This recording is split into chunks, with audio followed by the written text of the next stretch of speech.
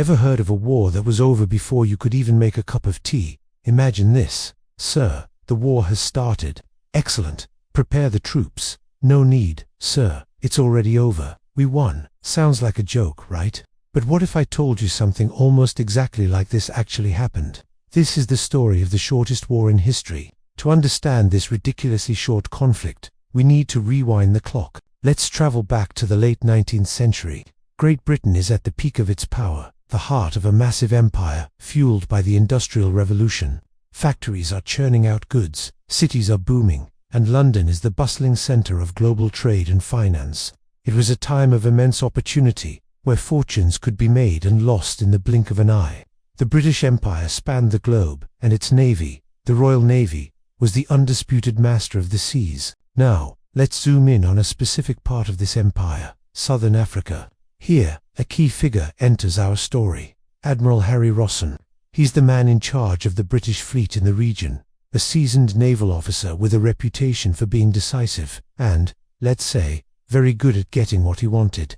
His primary mission in this part of the world wasn't just about waving the Union Jack. It was about a far more complex and morally charged issue, the slave trade. By this time, Britain had officially abolished slavery within its empire decades ago and was actively trying to suppress the international slave trade. Admiral Rosson and his fleet were tasked with patrolling the coastlines, a naval police force trying to stamp out this horrific practice. However, this wasn't a simple game of cops and robbers on the high seas. It was a delicate and dangerous dance of diplomacy, power, and perception. Here, as the challenge, Rosson faced. How do you stop slave ships without looking like you read just another colonial power, throwing your weight around? He couldn't just sail in, guns blazing, and declare himself the new boss. That would unite all the local powers against him.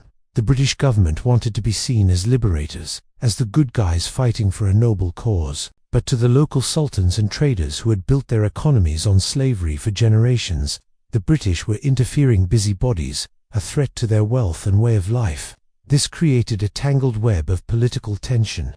On one side, you have the British, with their powerful navy and their anti-slavery crusade. On the other, you have local leaders who are deeply resistant to any form of British intervention. They saw Rosson's fleet not as saviors, but as the pointy end of a colonial spear aimed right at their sovereignty. This clash of interests, this standoff between a global empire and a local power, was a powder keg waiting for a spark. And that spark was about to be lit in the small island sultanate of Zanzibar. Zanzibar, a vibrant trading hub off the coast of modern-day Tanzania, was the epicenter of the East African slave trade. For centuries, it had been a crucial link in a network that funneled countless people from the African mainland into bondage. The Sultan of Zanzibar held immense power and wealth, all of it built on this brutal system. The British had a treaty with the current Sultan, Hamad bin Thuwaini, who was relatively cooperative. They had an agreement that limited the slave trade, and as long as he was in power, things were stable, if not ideal. But on August 25, 1896, Sultan Hamad suddenly died. Some say he was poisoned. And almost immediately, his cousin Khalid bin Barghash seized the throne. This was a huge problem for the British. Why? Because Khalid was fiercely anti-British. He had no intention of honoring the anti-slavery agreements and made it clear he was going to rule on his own terms. He barricaded himself in the Sultan's palace, a grand wooden structure right on the waterfront, and gathered his loyal troops, about 2,800 men, armed with rifles and even a few old cannons. This was a direct challenge to British authority in the region. Admiral Rosson couldn't let it stand. He had his orders: maintain British influence and suppress the slave trade. Khalid's coup threatened both, so Rosson issued an ultimatum. He sent a message to Khalid: stand down, leave the palace, and give up the throne by 9 a.m. the next day, August 27th, or face the consequences. Rosson anchored 5 powerful warships in the harbor, their guns aimed directly at the palace. It was a classic naval standoff. Khalid, however, was confident. He believed the British were bluffing. He'd seen them make threats before. Surely, they wouldn't actually open fire on the Sultan's palace. He sent a reply back, essentially saying, "I'm the Sultan now. I'm not going anywhere. You won't dare to fire." He completely underestimated the resolve of Admiral Rosson and the might of the Royal Navy sitting just a few hundred yards away. The stage was set. The clock was ticking down to 9 a.m.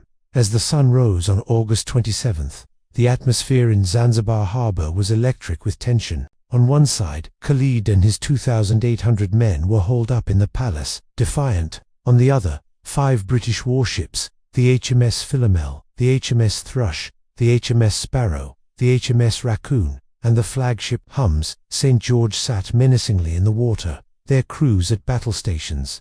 The final message from the British consul was clear: "We do not wish to open fire, but unless you do as you are told, we shall certainly do so." The deadline passed. 9 a.m., 9:01 a.m. At exactly 9:02 a.m., Admiral Rosson gave the order.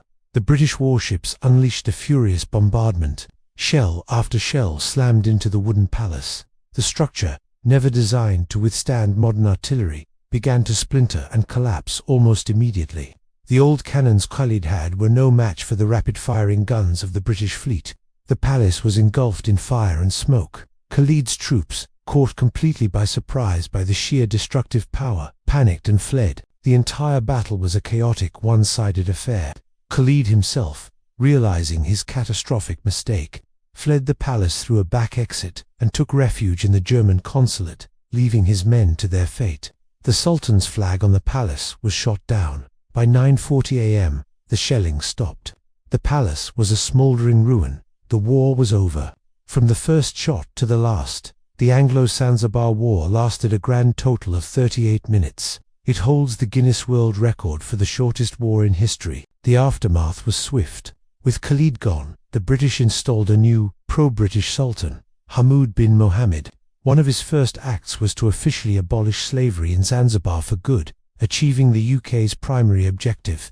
The conflict, though incredibly brief, had devastating consequences for the Zanzibari side, with around 500 of Khalid's men killed or wounded. The British suffered exactly one minor injury. It was a brutal and stark demonstration of the technological and military gap between a major European power and a local kingdom. So, what can we take away from this 38-minute war?